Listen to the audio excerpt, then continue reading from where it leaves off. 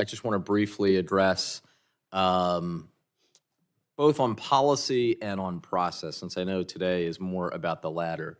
But first, on the former, we are facing a healthcare crisis in the United States. Things were already too unaffordable in the United States in so many areas, including and especially healthcare. And then a bill was passed this summer to make the situation far worse. The president used to call it the One Big Beautiful Bill, but now it is so deeply unpopular, he never even brings it up. The reason, of course, why it's so deeply unpopular is, according to CBO, as well as other independent estimates, this bill will cause approximately 15 million Americans to lose their health care, and premiums for tens of millions more will rise. The beginning of those cuts to take effect is January 1, specifically on the Obamacare or ACA exchanges.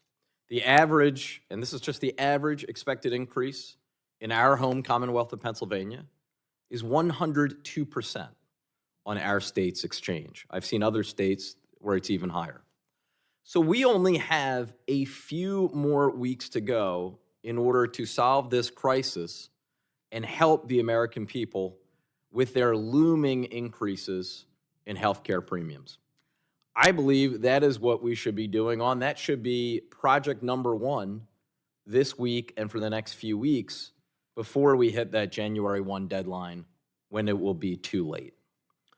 There does seem to be some bipartisan momentum. Some House Republican colleagues have talked publicly about wanting to support something to basically alleviate the problems that were created by the big, beautiful bill for billionaires.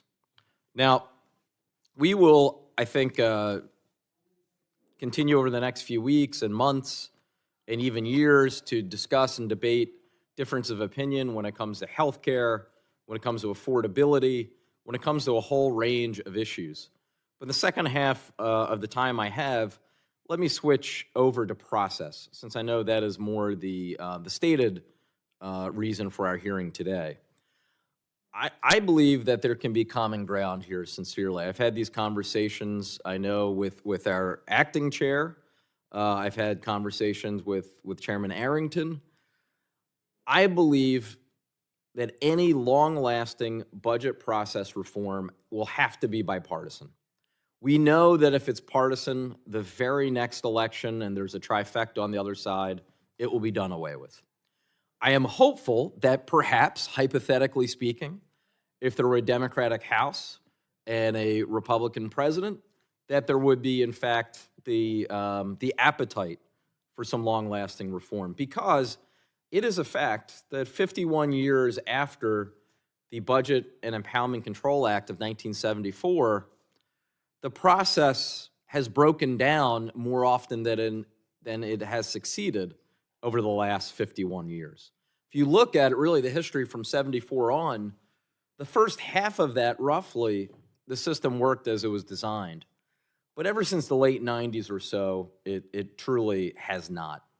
So I believe that looking at certain things like two-year budgeting, looking at other reforms that previous commissions have explored but failed to adopt, I also think that this is an opportunity to address the, in my view, intolerable situation in which you have millions of workers who don't get paid during a government shutdown. We didn't even used to have government shutdowns until the last 50 years.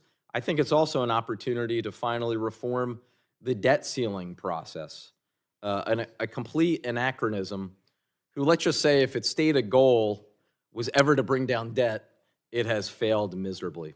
So I look forward to hearing the ideas from our colleagues, and let's, after today, attempt to work on a bipartisan basis where we can on budget process reform, but let's also not forget the current crisis facing the American people with respect to affordability and especially health care.